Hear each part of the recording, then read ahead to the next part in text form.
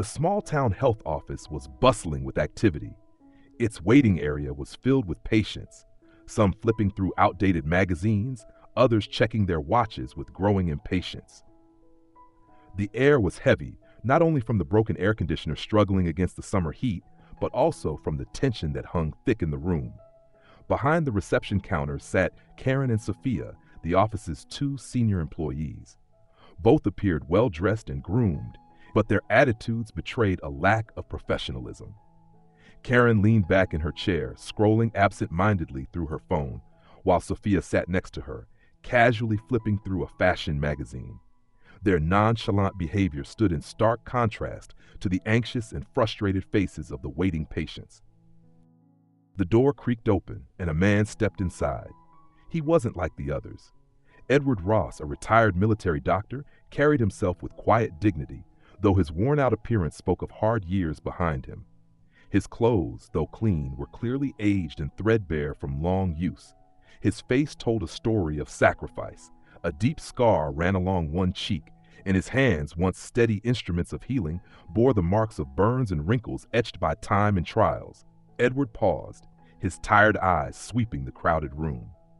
Clutching a folder tightly in his hand, he knew the papers inside were critical for his mother's heart medication.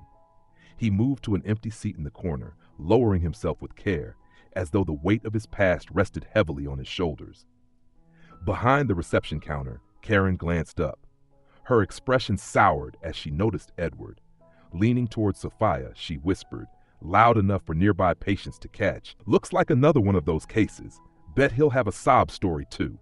Sophia chuckled softly, her focus never leaving the glossy pages of her magazine. At the far end of the office, Linda Brooks was busy organizing patient files. Fresh out of college and filled with ambition, Linda had joined the health office only a few months earlier. Though younger and less experienced than her colleagues, her empathy and dedication had quickly distinguished her. Patients were naturally drawn to her, finding comfort in her warm smile and her sincere desire to assist them. However, her compassion didn't go unnoticed by everyone, and not always in a positive light. Karen and Sophia, annoyed by Linda's relentless diligence, often mocked her behind her back. Miss Perfect, they'd call her with sneers, ridiculing her habit of volunteering for the tasks they chose to ignore. But to Linda, their petty comments meant little. Her attention was firmly fixed on the people who needed her care the most. Edward sat quietly, the folder resting on his lap, as the minutes stretched into hours.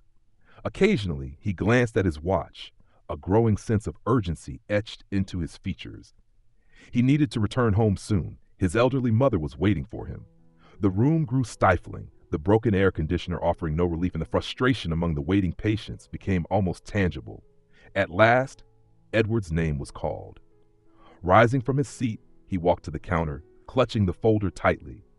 Karen looked up, her expression bored, lips pursed in mild annoyance. She took his papers, giving them a quick cursory scan before shoving them back toward him. "These forms are incomplete," she said flatly, not bothering to look him in the eye. Edward blinked, startled. "I was told these were the only documents needed," he replied, his voice steady but edged with urgency. "My mother depends on this medication. Please, can you double check?" Karen rolled her eyes with exaggerated indifference. "Look, I don't make the rules. If you don't have everything, you'll have to come back another time." Edward's hands trembled slightly as he tightened his grip on the folder. "I've been waiting here all morning," he said, his voice cracking faintly under the strain. "I came all the way across town just to—" Karen interrupted him with a dismissive wave of her hand. "Next!" she called out sharply, her tone cutting through his words as if he were invisible. The murmurs in the waiting room grew louder. The other patients had witnessed how Edward was treated, and their discontent was palpable. A young mother, cradling her toddler, leaned toward the person next to her and whispered, "He doesn't deserve that. He's just trying to help his mom." Karen, hearing the unrest, shot a sharp glare at the crowd. The room fell silent under the weight of her icy stare. Edward, however, didn't move. He stood at the counter, his posture tense but resolute. Taking a deep breath, he steadied himself. "Please," he said, his voice carrying a quiet strength this time. I don't have the time to come back. My mother's health is at stake. Sophia, who had been half listening from her seat, let out a derisive laugh. You think you're the only one with problems? She scoffed, flipping another page of her magazine. Get in line like everyone else. Edward's shoulders slumped slightly, the weight of their dismissive words pressing down on him. He looked down, his hands gripping the folder so tightly that his knuckles turned white, as though holding on to it was the only thing keeping him anchored. As Edward stood there, weathering the disdain of the very people who were supposed to help him, a quiet determination sparked in his weary eyes. But before he could gather the strength to speak again, a soft yet firm voice broke through the tense silence. Excuse me, Mr. Ross? Edward turned toward the voice, surprised. Standing near the filing cabinet was Linda, her posture calm but purposeful. She had been watching the exchange from a distance, her face reflecting a blend of empathy and restrained frustration. Her tone carried a warmth that felt almost foreign in the hostile environment. Let me see those papers, Linda said, stepping forward with quiet confidence. Edward hesitated for a moment, then handed her the folder. For the first time that day, a glimmer of hope flickered in his tired expression. Sophia, lounging in her chair like royalty, glanced up from her magazine and smirked. It's always the same with these guys, she muttered, her voice loud enough for Edward and everyone else in the room to hear. They show up unprepared and expect us to work miracles. Karen chuckled, her eyes sweeping over Edward with thinly veiled disdain. Maybe if you'd taken some time to read the instructions instead of whatever it is you've been doing, you wouldn't be wasting our time. Edward's face flushed with embarrassment, but he didn't respond. Instead, he opened his folder again, his hands trembling as he double-checked every form. He couldn't understand what he had missed. Every field was completed, every required document painstakingly collected. Look, Edward said finally, his voice steady but laced with desperation. I've been here all morning for this. My mother, she's 87, needs her medication. I can't afford to come back tomorrow. Please, isn't there something you can do? Karen arched an eyebrow, her expression sharp and unmoved. And what do you expect me to do? She shot back, her tone cold. Bend the rules just for you? Karen glanced at the clock, then rose from her seat, grabbing her bag with an air of finality. We're closing this counter for now, she announced to no one in particular. Lunch break. Edward stepped back, his mouth opening to protest. Wait, But Karen didn't even glance in his direction. She brushed past him without a word, her indifference cutting deeper than any insult.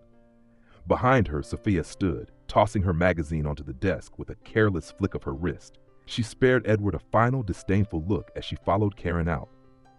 Don't waste our time again, Sophia said bluntly, her words landing like a slap before the door swung shut behind them. Edward stood motionless, as though the weight of the moment had anchored him to the floor. The murmurs of the room blurred into a distant hum, overpowered by the pounding in his ears. Slowly, he turned away from the counter and made his way back to his seat, his shoulders heavy, his steps deliberate. Sinking into the chair, he clutched the folder tightly against his chest, as if it were the only thing holding him together. His voice, barely above a whisper, trembled with a mix of pain and disbelief, yet it carried enough weight to reach those nearby. I've spent my life saving others, risking everything, and now, when I need help, this is how I'm treated. The words lingered in the stifling air, raw and unguarded, casting a heavy silence over the room.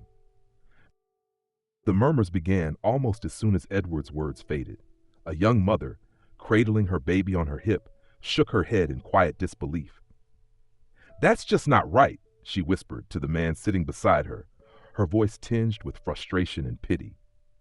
An older gentleman, his face lined with years of experience, leaned slightly toward Edward. His voice was low but steady, carrying a note of quiet encouragement. Don't let them get to you, son, he said gently. People like that, they don't understand. Despite the murmurs of sympathy, the room remained subdued. No one dared to speak out directly. The reputation of Karen and Sophia's sharp tempers and vindictive streaks loomed large, silencing the room as effectively as their glares had moments earlier. Fear kept the crowd passive, even as their hearts ached for the man who had been wronged. Edward's grip on the folder tightened, his fingers trembling with frustration and despair. He lowered himself into the chair, his head bowed, his body heavy with exhaustion. For a moment it seemed as though he might give up, defeated, broken, and ready to walk away with nothing but the bitter taste of rejection. But then, something inside him stirred. Slowly, he straightened his back, his shoulders squaring as he lifted his gaze. The lines of weariness on his face softened, replaced by a quiet determination. Giving up wasn't in his nature, not after all he had endured, not after the life he had led. As he sat in silence, gathering his thoughts, a voice, gentle yet steady, cut through the tension in the room. "Mr. Ross?" Edward turned toward the sound, his eyes landing on Linda, who stood nearby. Her expression was one of quiet confidence and genuine concern, her presence a beacon of hope in the midst of his struggle. Just as Linda finished speaking, the door to the staff room swung open, and Karen and Sophia strolled back in from their break. Karen's eyes immediately narrowed when she saw Linda standing at the counter with Edward. "What's going on here?" Karen demanded, her tone sharp and suspicious. Linda straightened, meeting Karen's glare head-on as she held up Edward's folder. "Mr. Ross's paperwork is in order. There was no reason to turn him away." Sophia let out a derisive scoff, leaning against the counter. "Oh, come on, Linda. Don't waste your time. People like him just want to play the victim card." Linda's jaw tightened, her fingers gripping the folder a little harder, but she didn't flinch. Instead, she turned to Sophia, her voice calm and unwavering. "People like him?" she said, her words deliberate.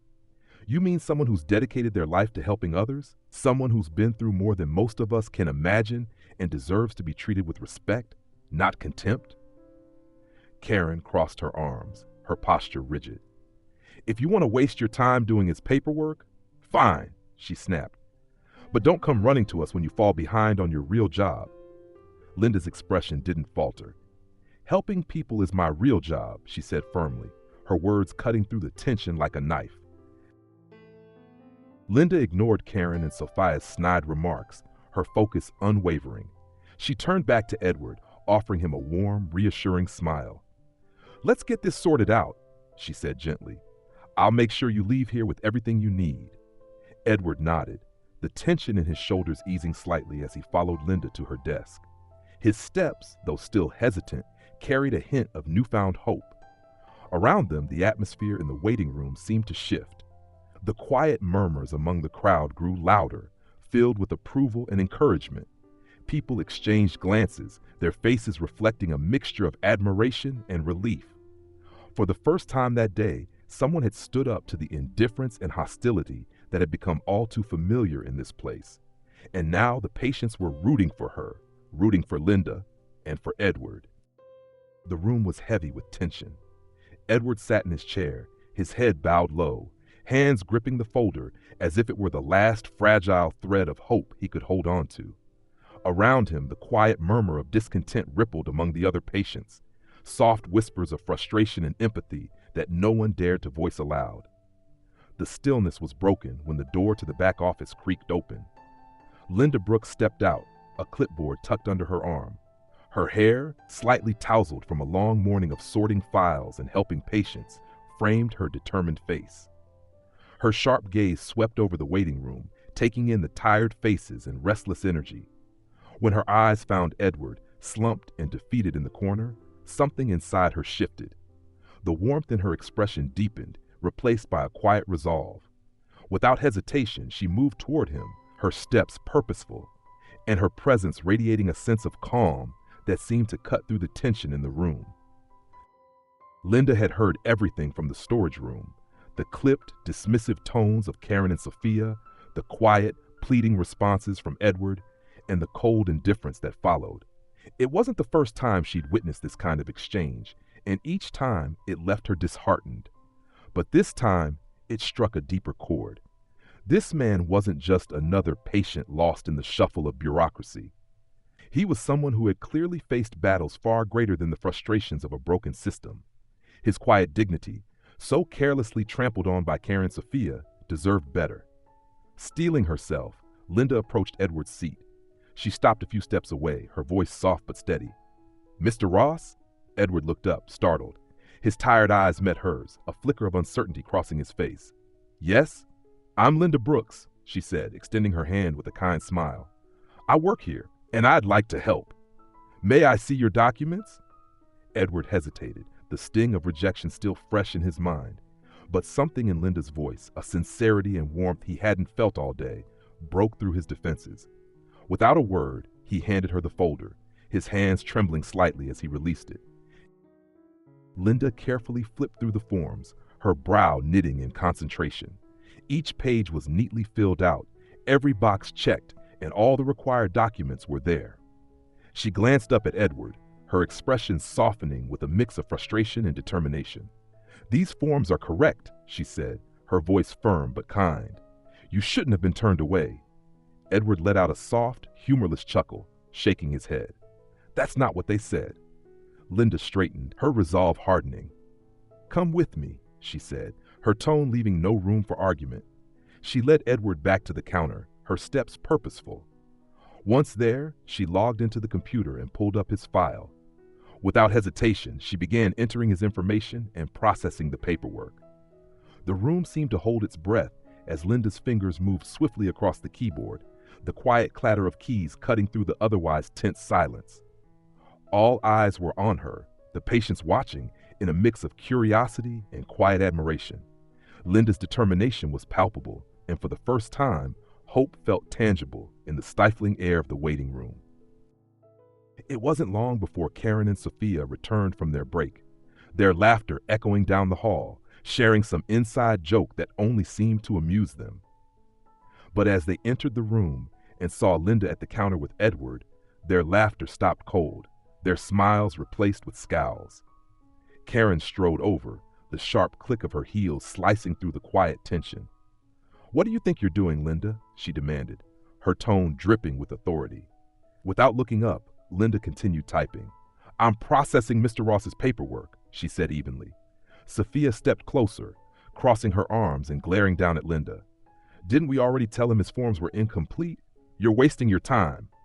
Linda's fingers stilled for a moment. Then she calmly met their gazes. Her voice was steady, measured. His paperwork is complete, she said, emphasizing each word. You must have overlooked something. Karen let out a scoff, her expression hardening. Overlooked? She repeated, her voice tinged with indignation. I've been doing this job for years. If I say the forms are wrong, they're wrong. The room grew quiet again, the tension crackling like static electricity. All eyes were on Linda, who remained unfazed, her calm demeanor a sharp contrast to Karen's simmering anger.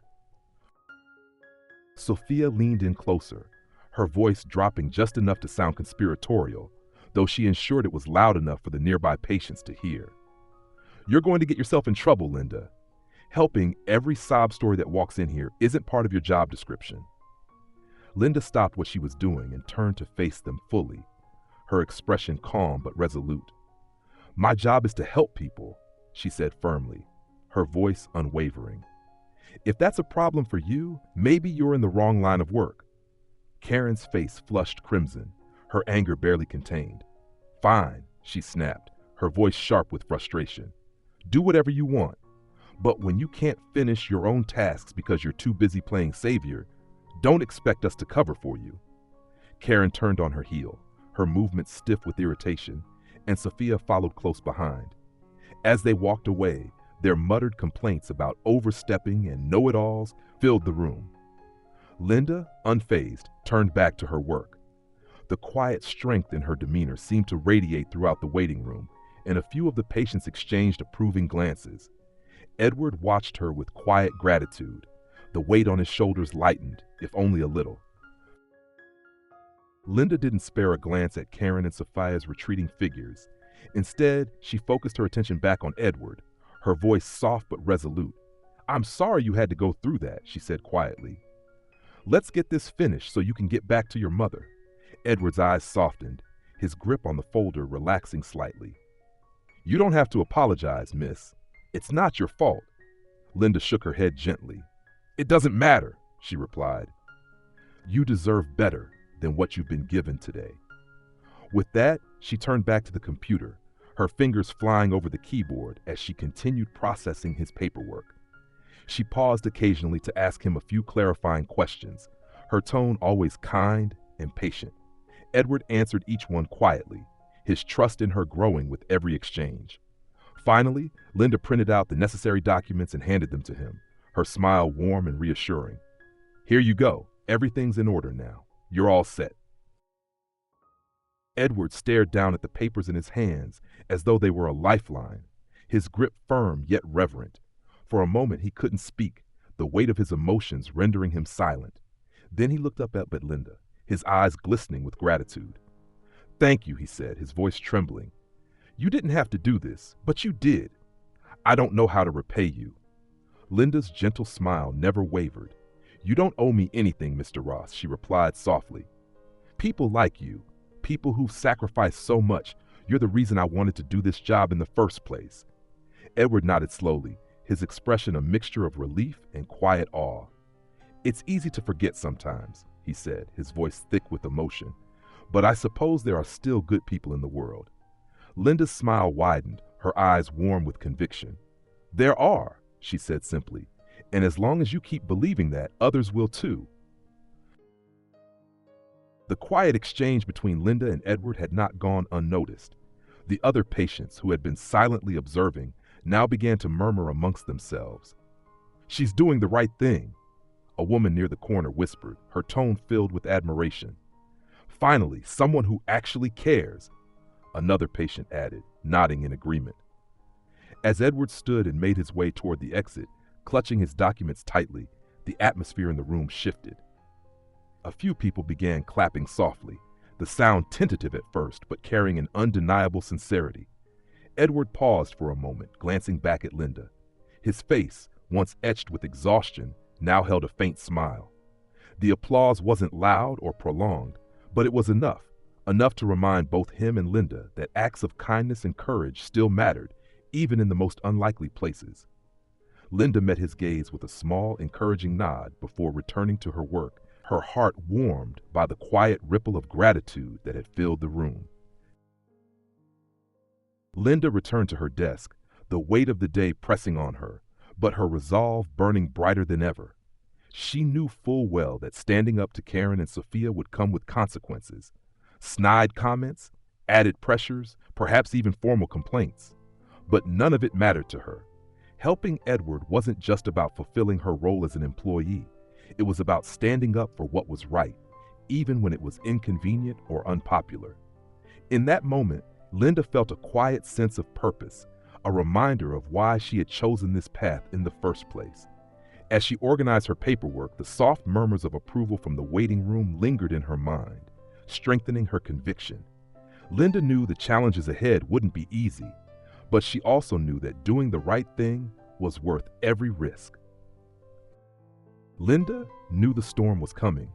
She had felt the weight of Karen and Sophia's sharp glares as she helped Edward, their hostility palpable. The whispered comments they exchanged while walking past her desk were deliberate, cutting remarks meant to remind her that she had crossed an unspoken line. Standing up for what was right often came with a cost, and Linda was no stranger to that truth. But this time, the stakes felt higher.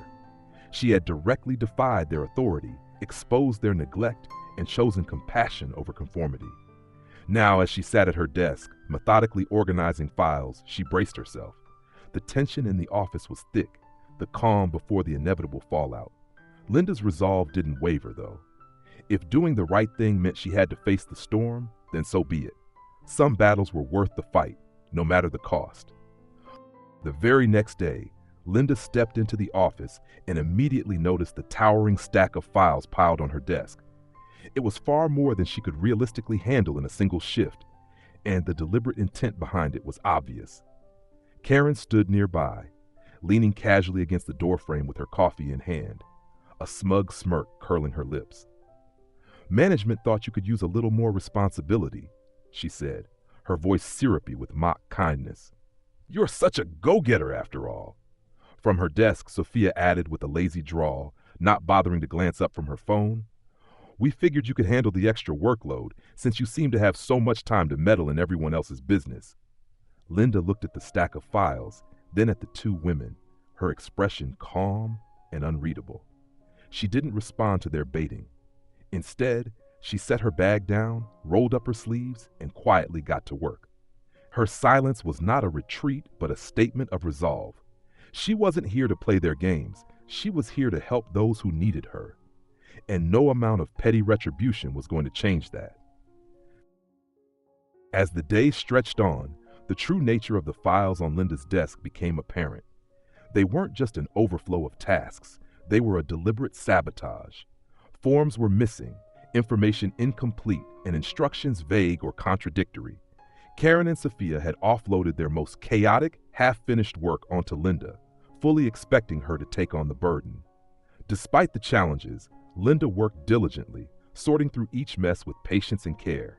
When she finally completed a particularly challenging file and stacked it neatly on her desk, Karen sauntered over, her expression a mask of smug indifference. With a casual sweep of her hand, Karen accidentally knocked the stack off the desk, scattering papers across the floor. "Oh no!"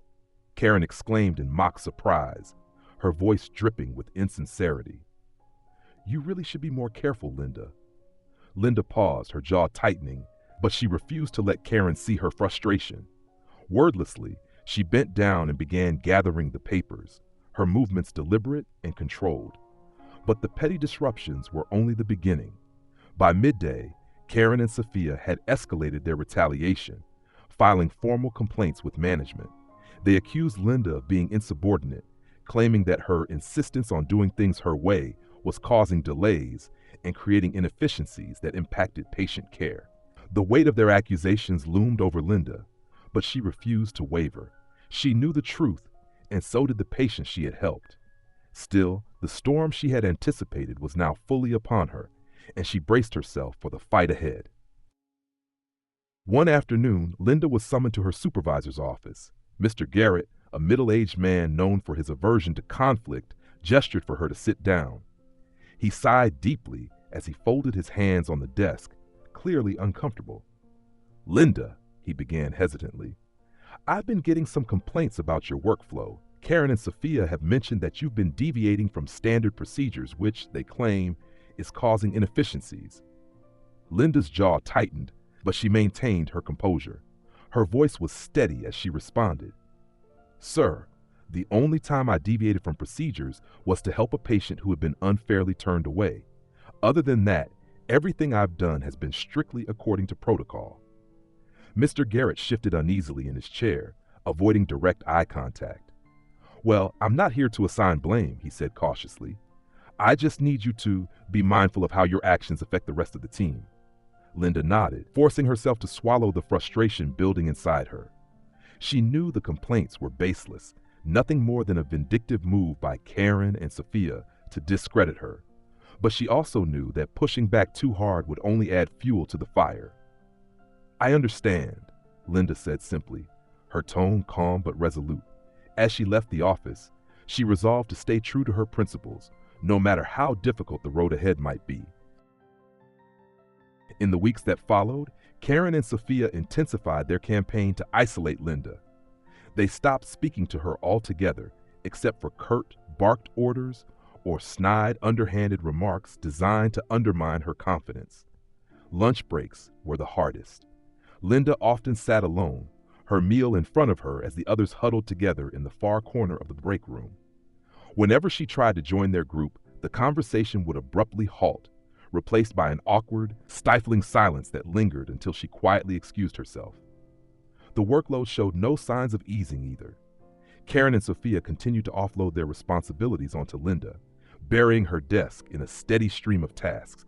And whenever a small mistake occurred, whether it was hers or not, they wasted no time pointing fingers, loudly ensuring that management noticed. Despite it all, Linda pressed on. She double-checked her work, kept her focus on the patients, and reminded herself why she was there. But the loneliness and unrelenting pressure weighed heavily on her, testing her resilience with every passing day. Despite the mounting pressure, Linda refused to let Karen and Sophia's behavior break her spirit. She stayed late most evenings, her desk lamp casting a warm glow in the otherwise dark office. The quiet hum of her work was the only sound, a testament to her determination. Patients began to take notice. While others rushed through their tasks, Linda gave her full attention to every individual who came to her desk, her genuine care shining through in every interaction. "She's the only one here who actually cares," one woman whispered to another in the waiting room. "I don't know how she does it." Linda drew strength from those small moments of recognition. Each heartfelt thank you, each relieved smile from a patient walking out with their problem solved, became her anchor. These interactions reminded her why she had chosen this path in the first place. It wasn't about office politics or winning favor with her coworkers.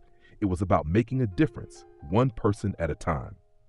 Those moments, however fleeting, made the long hours and mounting challenges worthwhile. Linda knew she couldn't control how others treated her, but she could control how she chose to respond. And for her, that meant choosing kindness, resilience, and unwavering dedication. One particularly grueling afternoon, Linda was deeply engrossed in processing a complicated file, her focus unwavering despite the fatigue etched into her every movement. The task required precision, and she was determined to get it right. Karen approached her desk, her heels clicking against the floor, and stopped with a smug grin plastered across her face. "I just got off the phone with Mr. Garrett," Karen said, her voice dripping with feigned concern. "He's not too happy with your performance lately. You might want to watch your back." Linda didn't look up. She kept her eyes on the papers in front of her, her fingers trembling slightly as she tried to maintain her composure. She refused to give Karen the satisfaction of a reaction, though her chest tightened with the weight of frustration and fatigue. Once Karen sauntered off, her smugness lingering like an unpleasant echo, Linda finally allowed herself a moment to exhale. She rested her head in her hands, closing her eyes as the familiar weight of exhaustion and isolation pressed down on her. For the first time in weeks, her resolve felt dangerously close to cracking. But even in that fragile moment, a quiet voice within reminded her why she was here. Linda sat back up, forcing herself to breathe deeply, willing the rising tide of doubt to recede. She knew this wasn't just about her. It was about the patients who relied on her and the principles she refused to abandon. Just as Linda was about to call it a day, the silence was broken by a gentle voice. "Miss Brooks?" Linda looked up, startled, to see an elderly woman standing at her desk. It was Edward's mother. She held a small, neatly arranged basket of baked goods in her hands, her wrinkled face glowing with gratitude. "My son told me about what you did for him," the woman said, her voice soft yet full of emotion. She placed the basket carefully on Linda's desk. "You didn't have to help him, but you did. Thank you." Tears welled up in Linda's eyes as she reached for the basket, her heart swelling with a mix of relief and gratitude. "You're very welcome, ma'am," she said, her voice trembling slightly. It was the right thing to do. The elderly woman smiled warmly and patted Linda's hand. "It means more to us than you'll ever know." As the woman walked away, Linda sat quietly for a moment, cradling the basket. For the first time in weeks, a sense of peace washed over her. She knew the challenges wouldn't end overnight and that the road ahead would remain difficult, but this small act of kindness reaffirmed why she kept going. Moments like this reminded Linda that her efforts mattered, not just to her, but to the lives she touched, and that was worth everything. The auditorium at the town's community center buzzed with a lively energy. It was a warm Saturday afternoon, and residents had gathered for a special event to honor military veterans and others who had made significant contributions to the community. Edward Ross sat quietly near the back, his posture upright, his eyes scanning the stage as he listened. The program had already begun, with speakers sharing poignant stories of courage, sacrifice, and service. Edward clapped politely after each one, though his mind wandered. The struggles of the past few weeks still pressed heavily on him, a shadow he couldn't quite shake. The master of ceremonies, a charismatic man with a booming voice, stepped up to the podium, his words commanding the room's attention. "And now," he said, his voice resonating through the microphone, "it's my honor to introduce someone who has not only served our country with distinction, but continues to serve this community through his leadership and dedication. Please join me in welcoming the Director of Public Health, Mr. James Carter." A wave of applause swept through the audience as James Carter, a tall, distinguished-looking man in his 60s, rose from his seat and strode confidently toward the stage. Edward leaned forward slightly, curious to see what the director would say. Edward's eyes widened as he watched a tall, confident man stride onto the stage. James Carter's hair was streaked with gray, but his sharp features and commanding presence were unmistakable. Edward leaned forward, his heart skipping a beat as he studied the man he hadn't seen in decades. As James began his speech, his voice strong and steady, Edward felt a flood of memories rushing back. They had served together in the military, enduring some of the most grueling challenges imaginable. Even then, James had been a natural leader, decisive, compassionate, and fiercely loyal to those under his command. When the speech ended and the applause filled the room, Edward hesitated only for a moment before making his way through the bustling crowd. Each step was deliberate, his nerves tempered by determination. Finally, James turned and spotted him. His face lit up with recognition, and a broad smile spread across his face. "Edward Ross!" James exclaimed, stepping forward with his hand outstretched. Edward grasped it firmly, his own face breaking into a rare smile. "James Carter! It's been a long time." The two men embraced briefly, their handshake lingering just a moment longer than usual.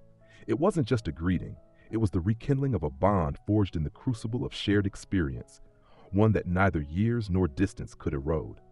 For a moment, the noise of the room faded, leaving only the quiet understanding between two old comrades reunited at last.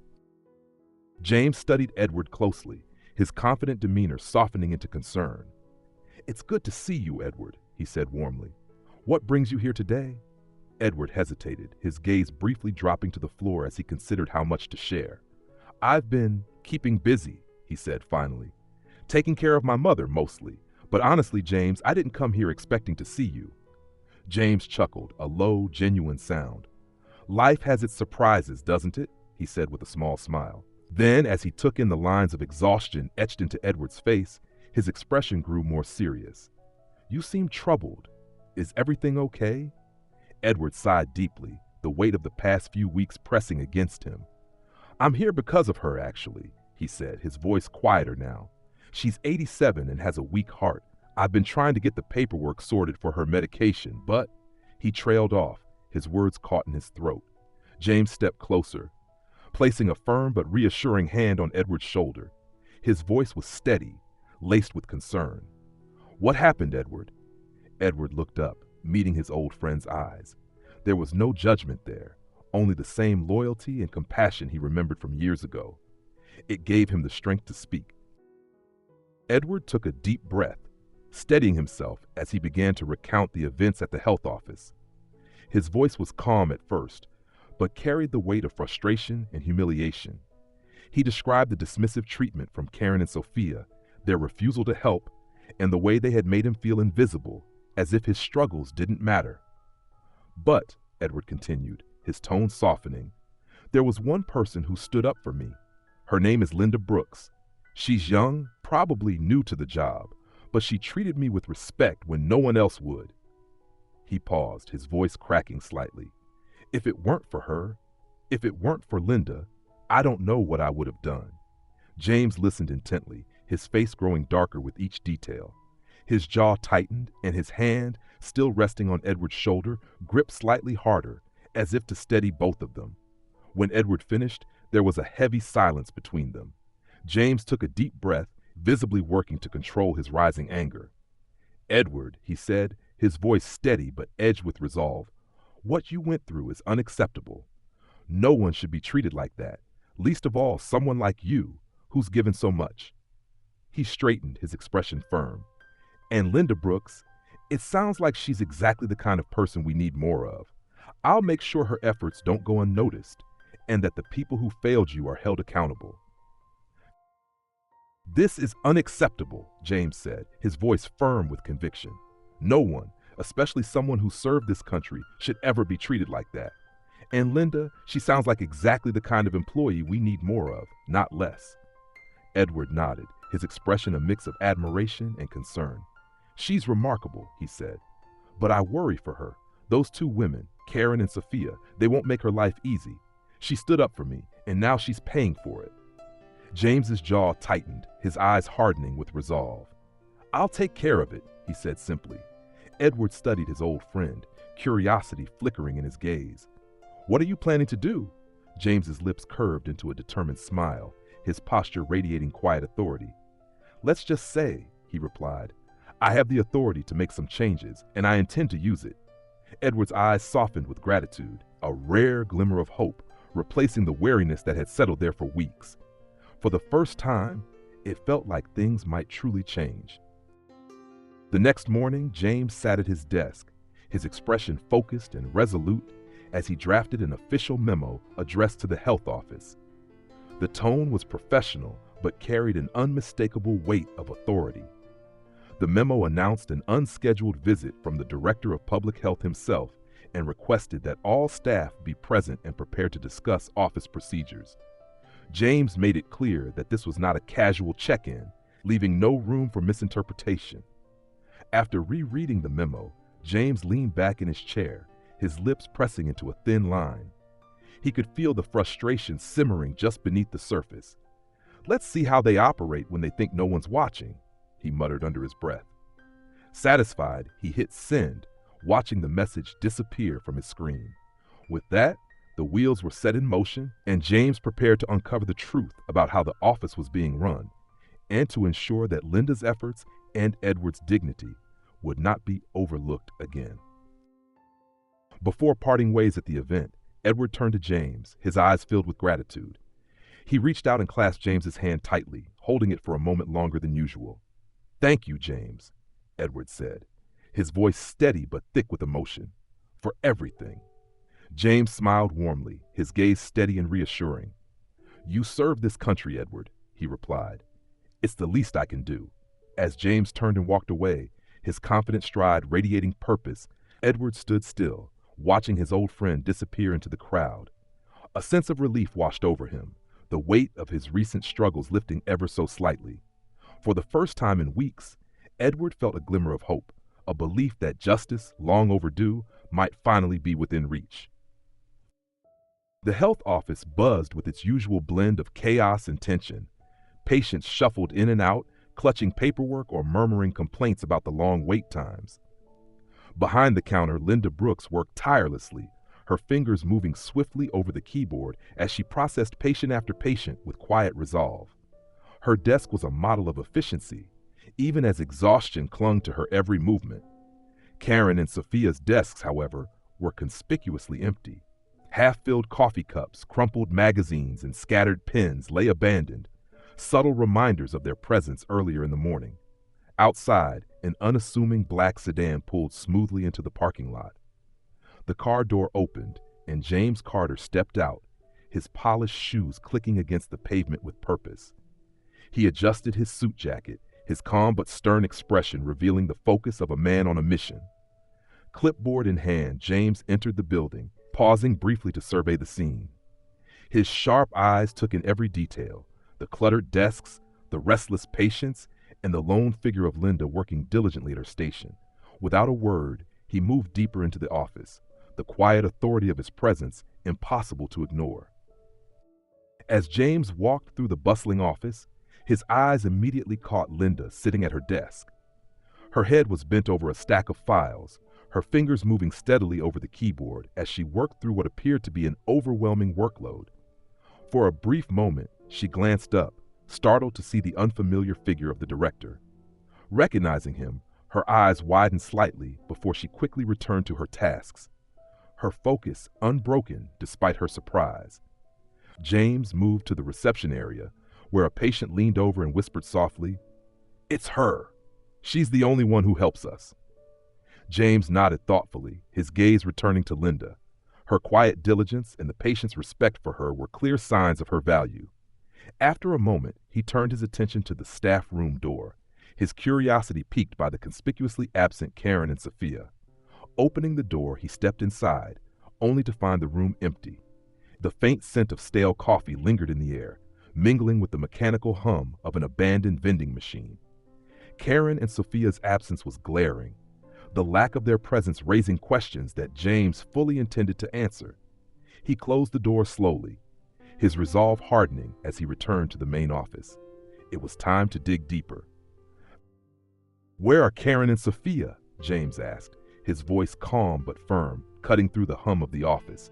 Linda glanced up from her desk, her fingers pausing mid-typing. She hesitated, carefully choosing her words. "They said they were taking a short break," she replied, her tone cautious. James's brow furrowed slightly, his expression darkening with quiet displeasure.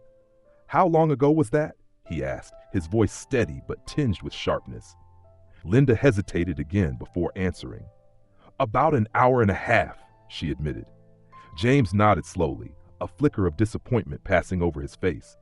He didn't say anything more, but the tightening of his jaw spoke volumes. Turning on his heel, he strode purposefully toward the exit, his polished shoes clicking against the floor. As the door closed behind him, the air in the office grew noticeably heavier, leaving Linda and the remaining staff wondering what was about to unfold. It didn't take long for James to track down Karen and Sophia.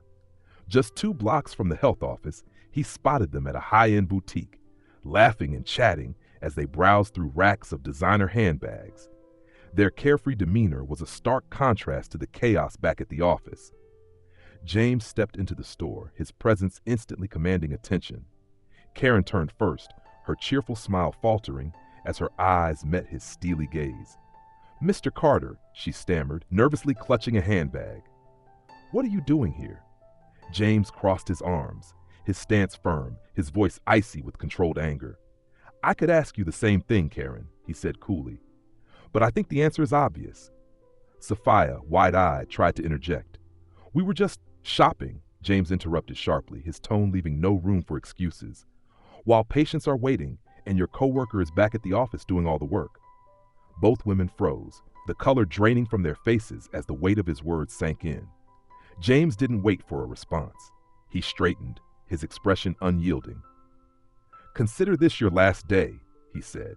"You're both terminated, effective immediately. Clear out your desks by the end of the day." Karen and Sophia stood there, speechless, their previous confidence evaporating under James's unforgiving gaze. Without another word, he turned and walked out of the store, his measured steps signaling that the matter was closed. When James returned to the health office, he found Linda still at her desk, her focus unwavering as she completed another patient's paperwork. She glanced up as he approached, a flicker of concern crossing her face as she noticed the gravity in his expression. "Miss Brooks," James said, his voice softer now, the sharp edge from earlier replaced with a tone of quiet authority. "Could I have a word with you in private?" Linda hesitated for a moment, nodding as she stood. She followed James into the now empty staff room, the hum of the vending machine filling the silence. James gestured for her to sit, taking a seat across from her. The calm but serious look in his eyes made it clear this wasn't a casual conversation. James turned to face Linda, his expression serious but kind. "First, I want to apologize," he began, his tone steady but filled with sincerity. "What you've been dealing with here, the behavior of your colleagues, is unacceptable." Linda blinked, startled by his directness. "I was just trying to do my job, sir," she said quietly. "And you've done it exceptionally," James replied without hesitation. "Edward Ross told me what happened. If it weren't for you, he wouldn't have gotten the help he needed. That's what this office should be about, serving the community, not turning people away." Linda felt a lump rise in her throat, her hands clasping tightly in her lap. She didn't trust herself to speak, so she simply nodded, her emotions threatening to overwhelm her. James continued, his voice warm but resolute. "Effective immediately, you're being promoted to lead community support coordinator. You'll have more responsibility, but you'll also have the authority to make the changes this office desperately needs." Linda's eyes widened, her breath catching in her chest. "I don't know what to say." "Thank you, sir," she managed, her voice trembling slightly. James smiled, his expression one of genuine approval. "Don't thank me," he said. "You've earned it, and if anyone ever gives you trouble again, you have my full support." Linda nodded, a mixture of gratitude and determination filling her chest. For the first time in weeks, she felt not just seen, but truly valued. Over the next few weeks, the health office underwent a remarkable transformation under Linda's leadership. Her promotion brought not just a new title, but a renewed sense of purpose and direction for the entire team. Linda wasted no time implementing new policies that prioritized patient care and held staff accountable for their behavior and performance. The atmosphere shifted noticeably. What had once been a tense and dismissive environment now felt welcoming and efficient. Staff were encouraged to communicate openly, and the days of unchecked hostility were gone. Patients began to notice the changes almost immediately. Wait times shortened, and every interaction with staff was marked by kindness and professionalism. For the first time in years, people left the health office feeling heard and respected.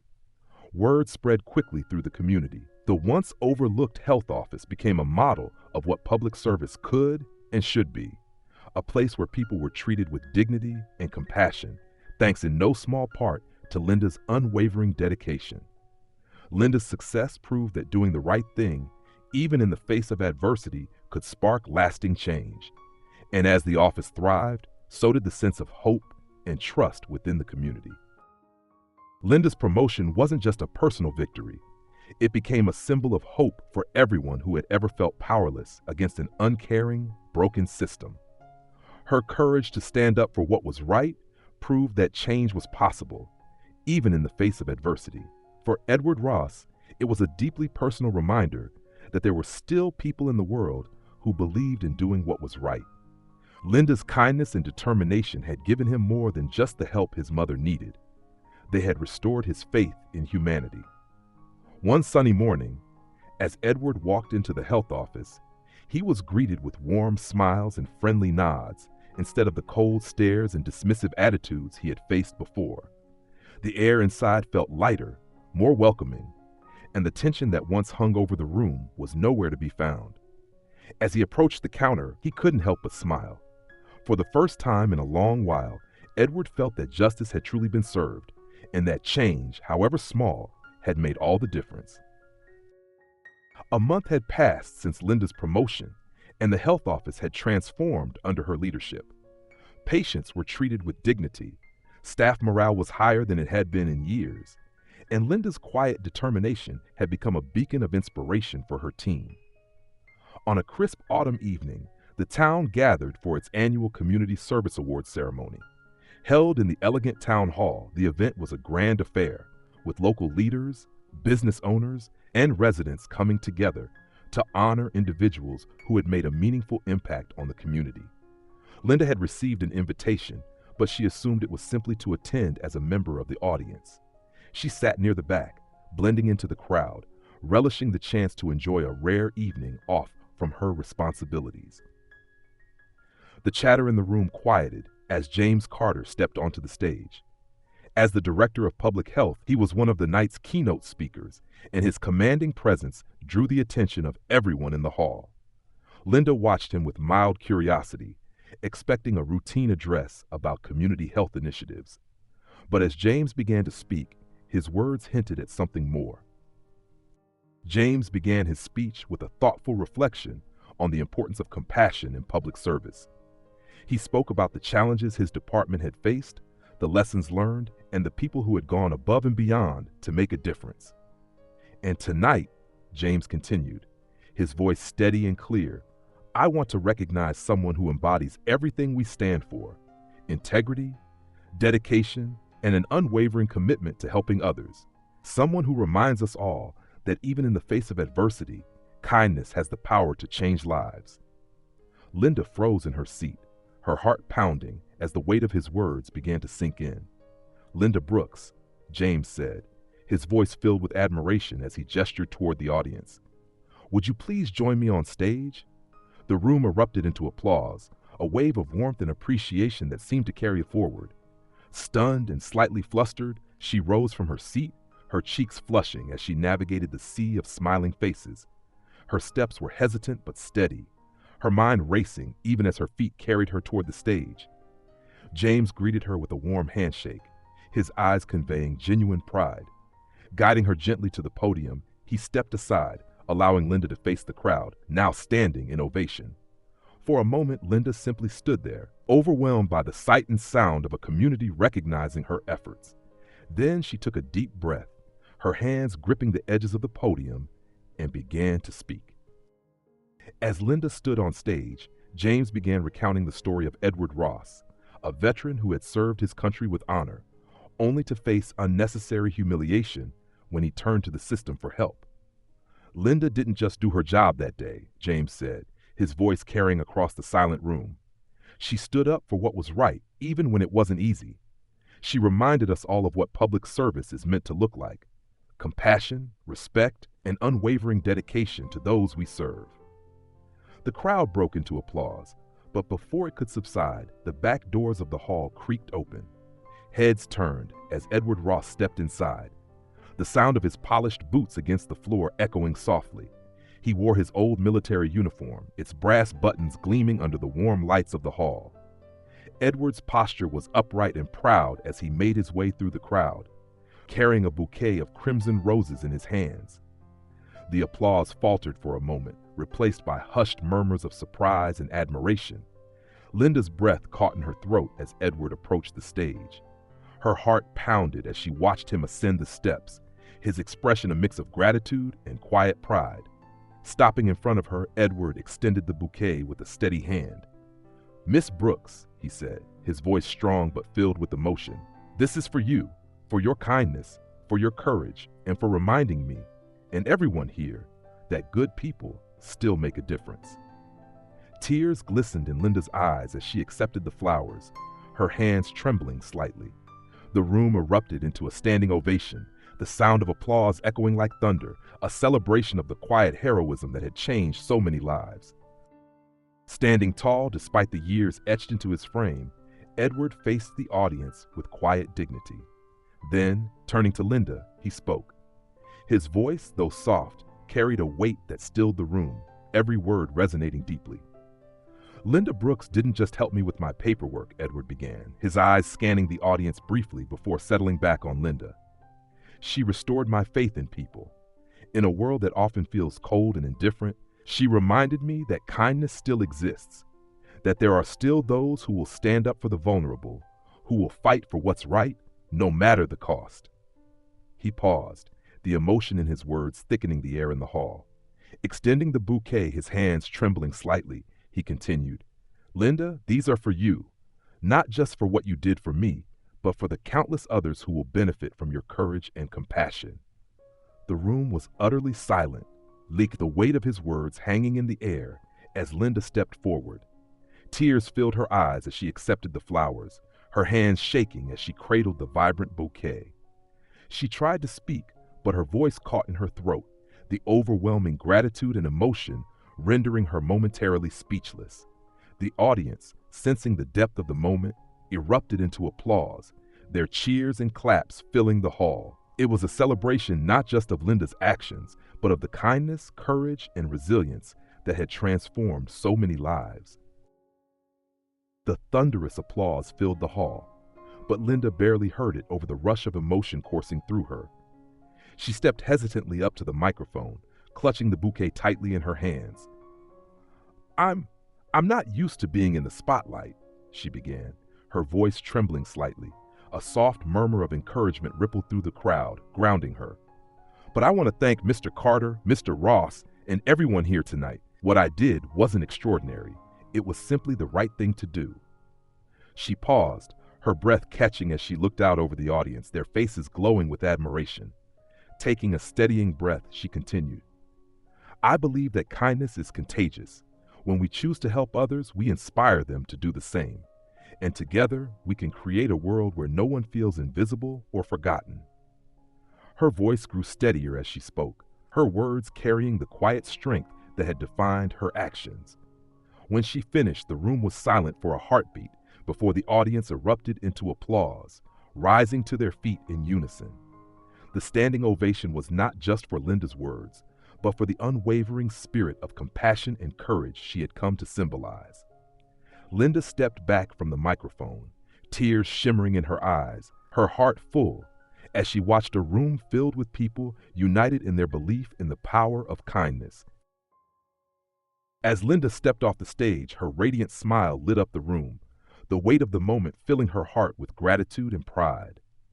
She glanced toward Edward, who met her gaze with a small, approving nod. His eyes shone with gratitude and quiet admiration, the unspoken bond between them stronger than ever. The evening drew to a close, leaving behind a profound sense of renewal among the attendees. As they exited the hall, conversations buzzed with Linda's story, an inspiring tale of courage, kindness, and the enduring power of standing up for what is right. People left with lighter hearts and a newfound belief in the impact of small, compassionate actions. Linda Brooks had become more than just a name. She was a symbol of hope, a reminder that even in the face of adversity, doing the right thing could change lives and ripple through a community. And as the cool autumn air welcomed them outside, those who had witnessed her story carried it forward, determined to pass on the kindness and courage they had seen that night. Linda's story reminds us that kindness is never a small act. In our work or daily lives, doing the right thing can create a ripple effect far beyond what we can imagine. Sometimes it takes just one person standing up for what's right to inspire an entire community to change for the better. If this story moved you, please take a moment to like, share, and subscribe to our channel. By sharing stories of kindness, courage, and justice, we can inspire others to make a difference. Together, let's work toward a better, brighter world.